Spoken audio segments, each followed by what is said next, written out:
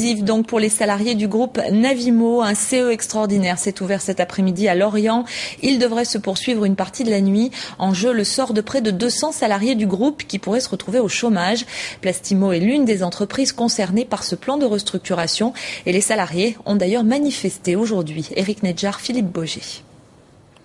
Navimo compte une dizaine de sites en France, à Sifour, Mandelieu, La Rochelle, Saint-Herblain, Mérignac, Andaille ou Lorient.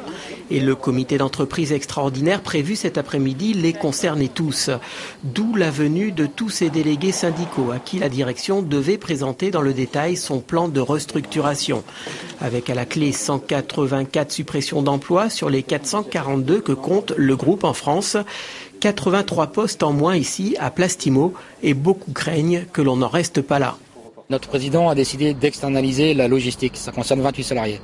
On a engagé une délocalisation en Roumanie depuis 5 ans et cette délocalisation est en train d'accélérer. À partir du moment où on externalise la logistique et qu'on délocalise la production, qu'est-ce qui reste ?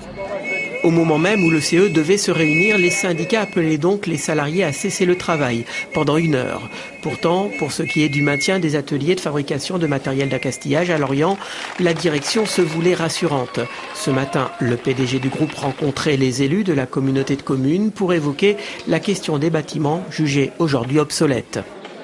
Il y a une crise économique, on ne peut plus se permettre ce laxisme ou cet amateurisme qu'il y a eu un peu dans le passé et arriver à quelque chose de beaucoup plus professionnel, plus organisé, plus rationnel. Et ça demande aussi une restructuration, pas seulement sociale, mais aussi des bâtiments et de l'immobilier. Et Cap-Lorient semble vouloir les y aider. Tout laisse à croire donc que Plastimo, né à Lorient, restera bien encore à Lorient. Reste quand même la question des suppressions d'emplois, une mesure que les salariés ont bien du mal à accepter tant l'entreprise a été florissante jusqu'à peu de temps encore.